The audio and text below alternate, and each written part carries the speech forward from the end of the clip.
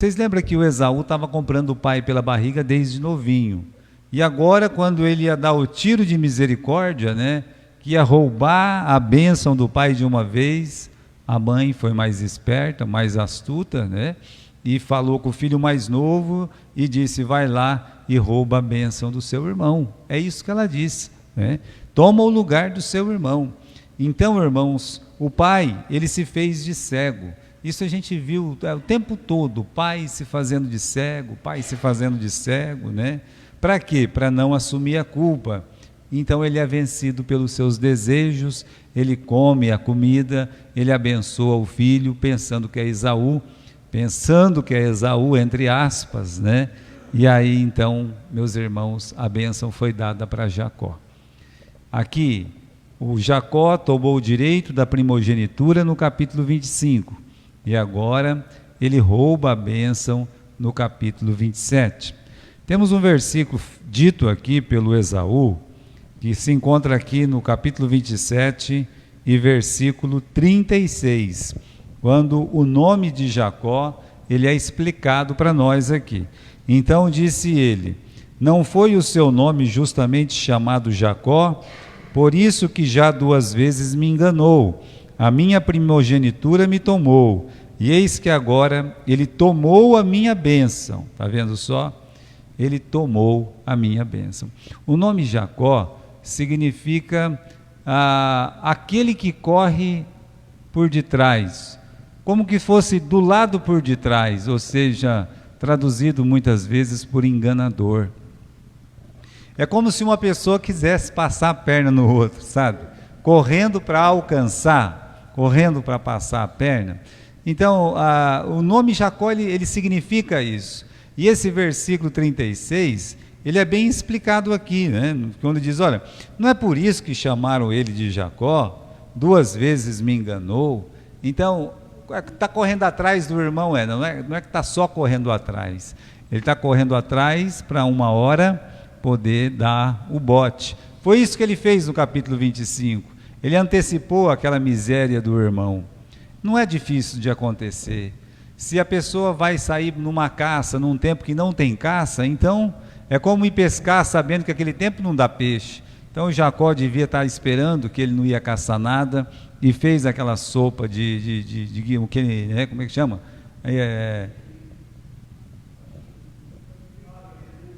Isso, sopa de lentilha. E agora, meus irmãos, ele rouba a bênção orientado pela própria mãe. Você está vendo isso em Esaú? Aquela pressa. Por que essa pressa? É porque está errado. Ele sabe que ele está errado, que ele sempre enganou o pai dele com aquele negócio de comida, e agora ele está dando o último golpe, né? E não vai dar certo. Meus irmãos, tudo que é apressado na vida não presta. Já pararam para pensar? Tudo que a pessoa vai fazer apressado, correndo, sai de qualquer jeito, não dá certo, né? Às vezes a pessoa pega e reclama de um profissional. Esse serviço está muito demorado, não rende, coisa e tal, né? E aí vai ver depois, comparado com aquele que faz tudo depressa voando, e aí fica aquele monte de coisa para trás, enquanto que o outro fez bem feitinho, arrumadinho. Olha aí, essa pressa do Esaú mostra para nós que ele não estava fazendo as coisas certo. E aí, meus irmãos, tem um grande estremecimento, porque, versículo 32, disse Isaque, seu pai: quem és tu? E ele disse: eu sou teu filho, o teu primogênito, Esaú. De novo, eu quero que você para um pouco para pensar. Você está lendo a Bíblia, você tem que parar. Quando a gente está lendo, a gente tem que pensar: o que está acontecendo aqui? Volte no versículo 1 lá, olha lá. Aconteceu que, como Isaque envelheceu e os seus olhos escureceram, de maneira que não podia ver, chamou Esaú, seu filho mais velho, e disse: meu filho. E ele disse: eis-me aqui. E ele disse: eis que agora estou velho e já não sei o dia da minha morte. Então, quando Esaú disse: eis-me aqui, só de ouvir a voz do Esaú, ele já sabia que era Esaú, ele não tinha dúvida. Aqui no versículo 32, o filho chega e fala: levanta, meu pai, come, para que a tua alma me abençoe. Aí o pai diz, versículo 32, quem és tu? Aí ele fala, eu sou Esaú, o teu filho primogênito. Repare aí, o pai perguntando a identidade do filho, mas ele sabia que era Esaú. Não tem jeito de não saber, né? Mas nós estamos falando de um pai cego. Nós falamos isso a semana passada. O pai, ele era cego mesmo dos olhos, só que é o pai cego duas vezes. Ele se fez de cego para não ver que estava sendo enganado por Jacó, e agora, para não precisar assumir a culpa, para se esquivar da sua responsabilidade, ele pergunta, quem és tu? E então, irmãos, vem o estremecimento, no versículo 33. Então, estremeceu Isaque de um estremecimento muito grande, e disse, quem, pois, é aquele que apanhou a caça e me trouxe? Eu comi de tudo antes que tu viesse, abençoei-o, também será bendito. Então, irmãos, de um lado, você tem o estremecimento do pai, do outro você tem as lágrimas do filho. Mas veja que o pai, ele leva um susto, porque nesse momento, o pai, ele acorda. Ele acordou. E eu digo que a partir desse momento, não vai ter mais engano. Não vai. Ele vai abençoar, de menos valia, o Esaú, tá? Ele não retira a bênção de Jacó, e depois no capítulo seguinte ele abençoa novamente o Jacó, sabendo que o Jacó já tinha enganado ele. Ou seja, ele realmente, esse estremecimento é o momento de acordar, apesar dele ficar assim, né? Veio o teu irmão, então, quem é aquele que roubou aqui, coisa e tal, né? Ele está fazendo de conta que não tem. Olha o versículo 33, quem é aquele que apanhou a caça e me trouxe? Como é que pode uma coisa dessa? Me diga como é que pode isso, né? Mas esse foi um momento importante na vida de Isaque, porque tem muitos pais que nunca vão acordar, tem muitos pais que eles vão continuar dormindo, dormindo e dormindo, nunca vão, meus irmãos, chegar ao estremecimento para realmente corrigir o filho, falar alguma coisa que precisa ser dito. Nesse caso aqui agora, então, como eles falam, então acordou, né? Agora ele está acordado. É o momento do estremecimento, o momento que a conta do Esaú chegou. Esaú não, do Isaque. No mesmo tempo que a conta do Isaque chegou, versículo 34, a conta do Esaú também chegou. E Esaú, ouvindo as palavras de seu pai, deu um grito enorme, o brado com grande e muito amargo brado. Quando você vê uma frase desse, brado com grande e muito amargo brado, ele está dizendo que há um grito inconsolável. Ele está aqui clamando, né? E disse mais, disse a seu pai, abençoa-me também a mim, meu pai. Veja que repete duas vezes a palavra brado, porque certamente, meus irmãos, ele ficou repetindo a mesma coisa para o seu pai.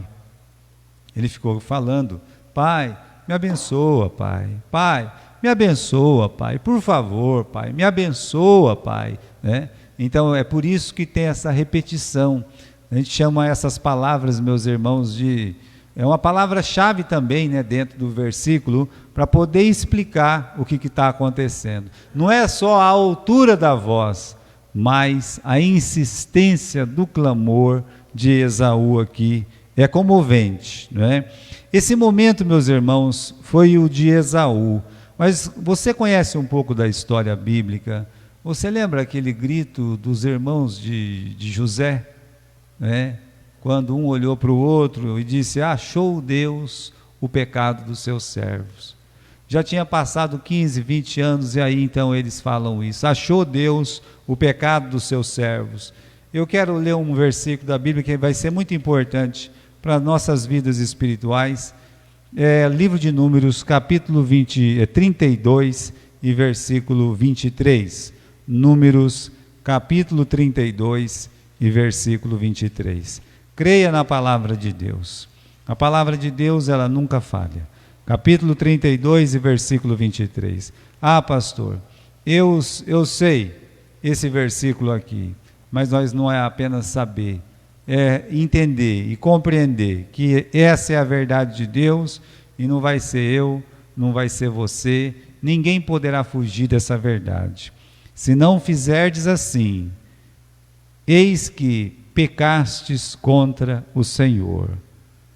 Porém, sentireis o vosso pecado quando vos achar. Então, nós temos uma outra tradução que não diz sentireis o vosso pecado. Diz assim: estais certos que o vosso pecado vos encontrará. É praticamente a mesma coisa, mas é só para você ver que tem dois tipos de tradução aqui. Eu prefiro essa aqui, que diz assim: sentireis o vosso pecado quando vos achar. Então, quando você volta aqui para o capítulo 27, no versículo 34, o Esaú, ele está sentindo o seu pecado. Foi o momento que ele sentiu, né? Ele sentiu o pecado porque sentiu a dor, as consequências do pecado. Aí vem essa questão do grande estremecimento. Então, irmãos, eu quero parar um pouco aqui e analisar as lágrimas de Esaú. Ele está clamando. Por que ele está clamando? É porque ele perdeu aquela bênção que ele esperou a vida inteira. Então, é um clamor da dor da perda. Dói muito, né?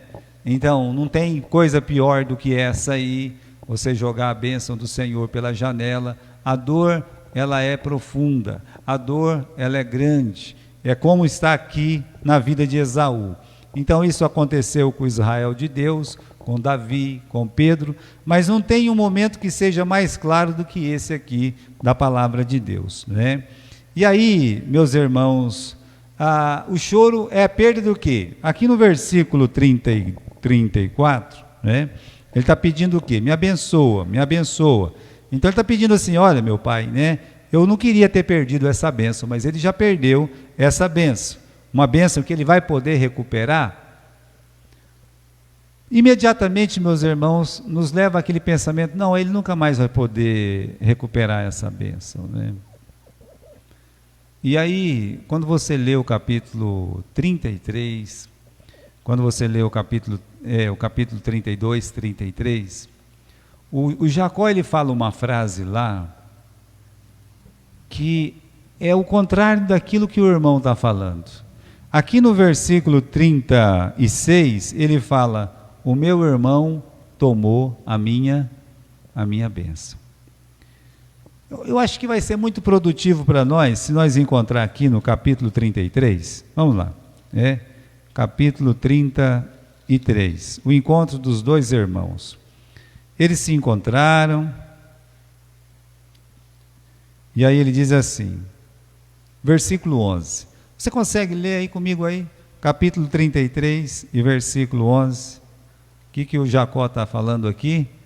O que o Jacó está falando para o Esaú? Toma, eu te peço a minha bênção. Está vendo só? Então nós vamos chegar lá, tá? Eu quero que você saiba que nós vamos chegar ali no capítulo 33 e vai ser de muito proveito espiritual para nós. Mas ele está chorando aqui, meus irmãos, de um jeito que parece que nunca mais ele vai ver essa bênção, né? E aí então o irmão lá na frente, 20 anos depois, fala: eu vim aqui para te dar a bênção, né? Então toma a minha bênção, tá certo? Agora, meus irmãos, as lágrimas de Esaú, ele no versículo 36, ele culpa o irmão, olha lá, capítulo 27, versículo 36. Não foi isso mesmo que ele foi chamado Jacó? Por isso que já 2 vezes me enganou. A minha primogenitura me tomou, e eis que agora me tomou a minha bênção. Veja só, ele está culpando o irmão. Então, as lágrimas dele quando ele transfere a culpa para outra pessoa, as lágrimas já não são mais somente de dor para arrependimento, mas pode ser apenas dor de remorso. Por isso, ele passa a culpar o seu irmão.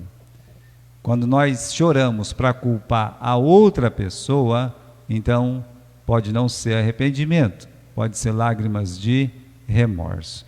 E justamente, meus irmãos, é isso que o livro de Hebreus, ele comunica para nós. Vamos abrir lá no capítulo 12 de Hebreus, tá? Capítulo 12 e versículo 17. Hebreus 12, 17.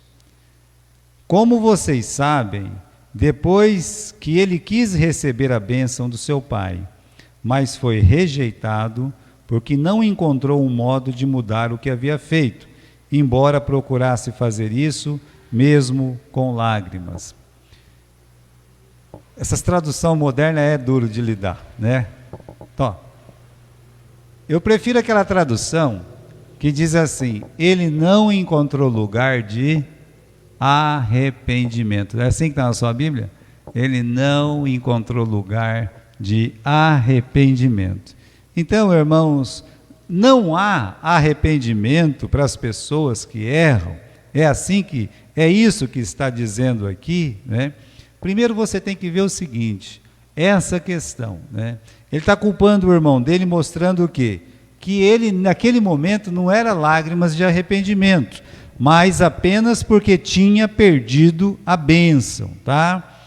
Nós não podemos nem chamar isso aqui de lágrimas de crocodilo, porque lágrimas de crocodilo é que nem a de Saul, sabe a do Saul? Ele está chorando pelo Davi, meu filho, aí no outro dia quer matar o Davi de novo, então aquelas são lágrimas de crocodilo.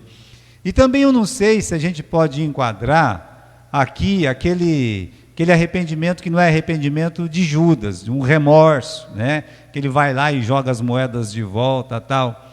Pode estar no meio do caminho essas lágrimas de Esaú.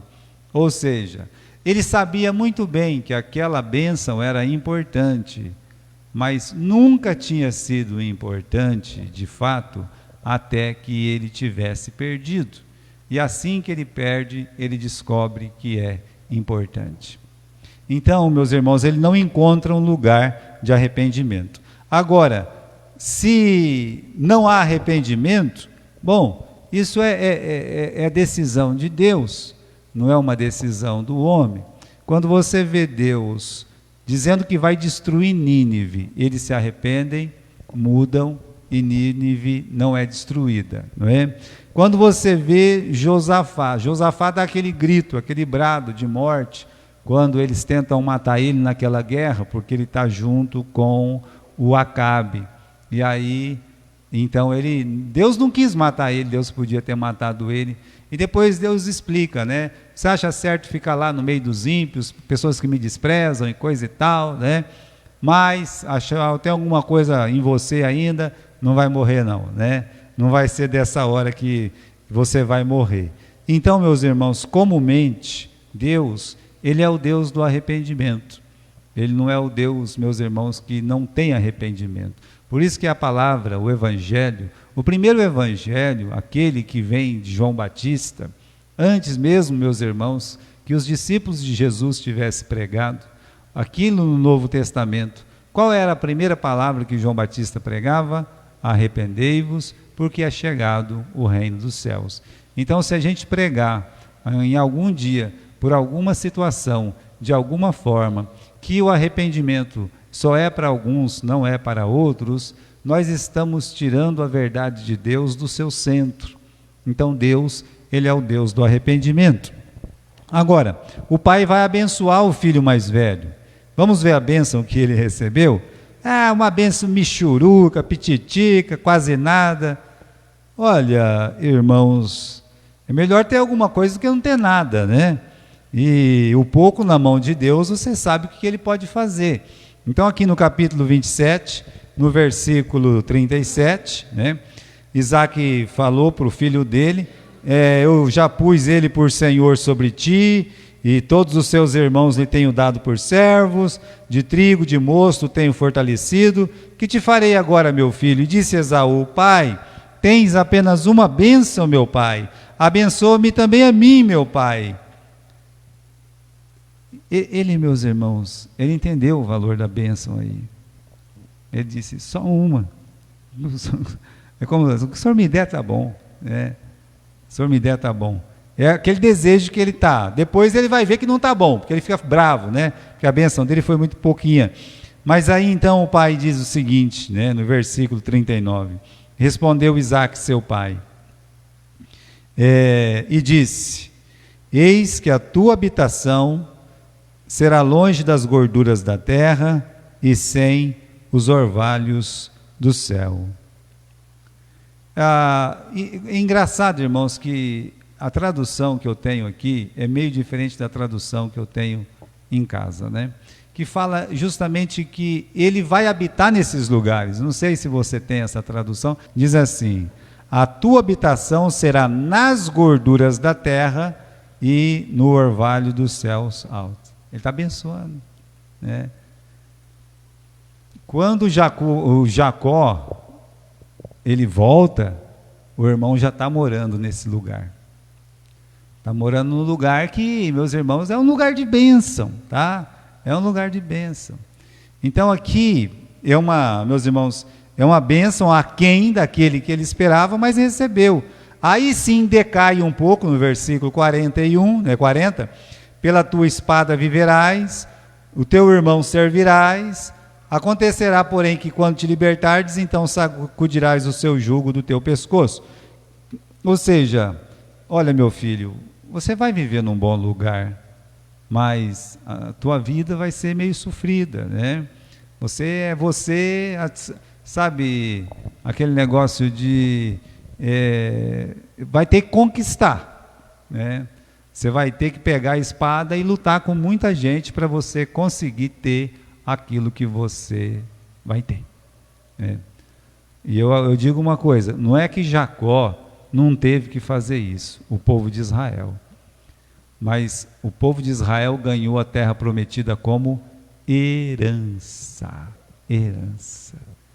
Então esse filho, meus irmãos, vai ficar com o Monte Seir, lá vai ser transformado em Edom, que é Esaú, e é uma terra fértil também, não é o fim do mundo não, tá?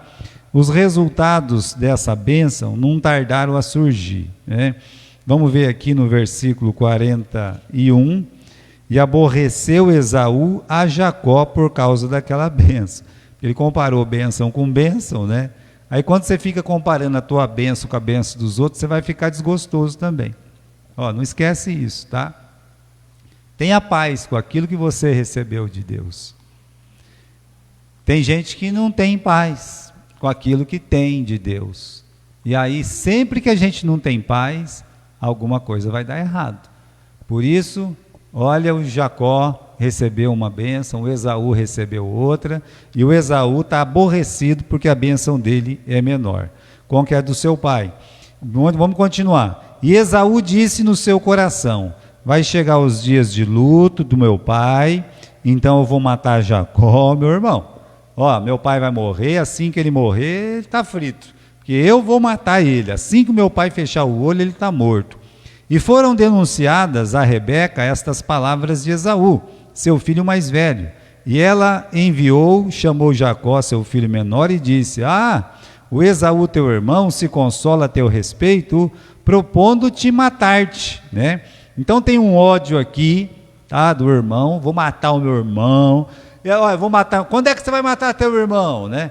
E foi denunciado essas palavras para Rebeca, ou seja, a turma do fuxico lá dentro da casa da Rebeca foi lá e falou para Rebeca: Rebeca, o seu irmão, o seu filho mais velho falou que vai matar o filho mais novo. O Esaú está falando para todo mundo que vai matar o Jacó. Não fala uma barbaridade dessa? Falo, né? E quando é que ele falou isso? Falou isso e disse que vai matar quando o pai dele morrer. E mais essa. Então, irmãos, como o Isaac achava que já ia morrer, a mãe ficou desesperada, né? E como o irmão do Isaac, o Ismael, tinha morrido com 137 anos, e O Isaac tinha 137 anos. E se o irmão morreu com 137, eles podem morrer com 137 também, né? Então já ficou assustada, ficou com medo, né? Mandou chamar o Jacó. O que é bonito aqui? O que é bonito aqui é que o amor que ele tem pelo pai dele é maior do que o ódio que ele tem pelo irmão dele. Isso é muito importante. O amor que nós temos, meus irmãos, por Deus, deve ser maior do que a nossa mágoa, do que a nossa raiva, do que o nosso desgosto. O amor que nós temos pelo nosso Pai Celestial deve ser maior do que qualquer entrave, qualquer problema, que qualquer coisa que aparecer. Eu acho assim que no meio de todo esse choro, esse pranto, essa tristeza, você tem essa frase do Esaú: só vou matar ele quando meu pai morrer, né? Por que ele não matou antes? É porque ele amava o seu pai, né? Então, meus irmãos, é o amor ao nosso Pai Celestial que nos fará vencer toda e qualquer tristeza, mágoa, ressentimento, dor. É isso que nos faz vencer. É porque nós amamos o Pai Celestial. E oxalá nós pudéssemos aprender isso de uma forma simples, né? Objetiva, fácil. Mas eu sei que não é fácil, tá? Então, seu amor pelo Pai é maior que o ódio momentâneo pelo seu irmão. Isso vai ajudar lá na frente, né? Com certeza vai ajudar. Aí, meus irmãos, vamos para a cena 5. A mãe e o filho mais novo. A mãe chamou o filho mais novo e disse assim: olha, teu irmão está se consolando com essa palavra aí, dizendo que vai te matar depois que seu pai morrer. Isso aí, meus irmãos, no versículo 41, no versículo 42, tá? No versículo 43, ela tem um plano. Agora, meu filho, ouve a minha voz, levanta-te e foge lá para o Labão, meu irmão em Harã. Mora com ele alguns dias, até que passe o ódio que eles têm de você, até que se desvie de ti a ira do teu irmão, se esqueça do que lhe fizeste, então eu vou enviar e vou trazer você de volta para cá. Por que eu tinha que ficar desfilhada também de vós ambos no mesmo dia? Ela tem um plano. Qual que é o plano dela? Evitar um mal maior. Qual é o mal maior? Mal com U, tá? E aí qual é? Mal com L. Qual é um mal maior aí? O mal maior é um filho matar o outro, correto? Então ela diz o seguinte: é melhor eu pegar o meu filho e mandar ele embora, sumir daqui, fugir com ele, é isso que eu vou fazer. Mas vamos, né? Então tá lá. Ela mostra certinho o que o Jacó tem que fazer. O que ele tem que fazer? Vai para a casa do seu tio, esconde lá. Daqui uns dias o seu irmão a raiva vai passar, eu busco você, pronto, acabou, né? Não tem problema nenhum. Esse caráter temporário da estadia, poucos dias, foram quantos anos? 21 anos. Bastante tempo. Quando os filhos voltam, não é dito que ela está viva mais. Ela sumiu. Depois desse capítulo aqui, o capítulo seguinte, no começo, a Rebeca some da história. Ela desaparece. Ela fala uma frase no final do versículo 45, né? Que ela diz assim: eu vou ser desfilhada dos meus 2 filhos num só dia. Por quê? Porque o Esaú já não queria mais conversar com ela, porque ela ajudou o irmão a enganar ele. Então assim, ela pensava: um já me odeia, o outro fica morto, então eu vou perder os 2, né? Porque esse eu perdi, o outro, se matar, eu vou perder também. E no final das contas, aquela precipitação de Rebeca, o jeito que ela tratou a situação, a sua falta de confiança em Deus, de entender que Deus, ele tem uma solução para tudo, que ela não precisava enganar o marido, que ela não precisava ajudar o irmão a enganar o outro irmão, que ela não precisava fazer uma coisa errada para fazer uma coisa certa. Por ela não entender isso, ela ficou desfilhada dos 2 filhos. Então, meus irmãos, um conselho aí, pessoal que tem na live tem isso, né? Quanto menos ação e palavras no momento do ódio, melhor, né? No momento da raiva, uma agressão se torna um assassinato, né? No momento da raiva, uma palavra se torna uma flecha assassina. Olha, Palmeiras estava jogando no final do campeonato, alguém brigou num condomínio aí, um deu um soco na cara do outro, o que aconteceu? Matou. Momento de raiva. Assassino! Eu acho que ele nunca quis ser um assassino, mas no momento da raiva, provavelmente ele deve estar arrependido profundamente do que fez. No momento da raiva, aquela palavra é solta, mas vira uma flecha que talvez nunca mais vai ser esquecida. Então peça a Deus para controlar a sua língua, os seus sentimentos, para a raiva passar, porque aquilo que nós falamos, meus irmãos, permanece no coração de quem ouve, e só Deus para tirar depois. O tempo ajuda a esquecer, que nem a mãe está falando, vai lá, vai passar um tempo, o irmão vai esquecer, o tempo ajuda. Olha, irmãos, eu não acredito que o tempo ajuda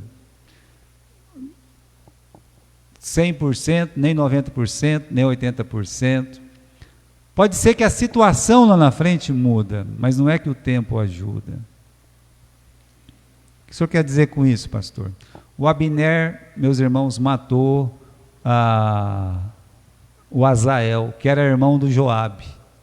Anos depois, o Joabe se encontra com o Abner, lembra daquilo e mata o Abner.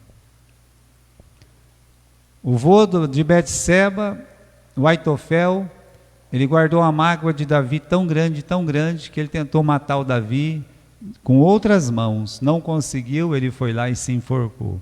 Então o tempo não apagou. Pode ser que a situação muda, como aconteceu no capítulo 33, que o Jacó encontra o Esaú, mas o Esaú está rico. Então ele não está... Essa cena devia ser a primeira, mas ela foi a última. Deixaram para conversar sobre a bênção dos filhos, deixaram para conversar sobre os filhos, quando já a coisa estava desandada. Então essa cena deveria ser a primeira. Rebeca, ela é estrategista, né? Ela cria essa suposta crise existencial, né? Transforma aquela falha do filho mais velho de casar com duas mulheres ímpias num estratagema, né? Numa vantagem para pegar o filho mais novo e mandar embora. Bom, ela não estava errada totalmente na queixa dela, tá? Vamos voltar aqui na Bíblia, capítulo 26 e versículo 34. Esse vai ser o último versículo que a gente vai ler. Capítulo 26 e versículo 34. Ora, sendo Esaú da idade de 40 anos, tomou por mulher Judite, filha de Beri, Eteu, e a Basemate, filha de Elon, o Eteu. E estas foram para Isaque e Rebeca uma amargura de espírito. Não, ela não estava errada, ela não está mentindo. É o drama, né?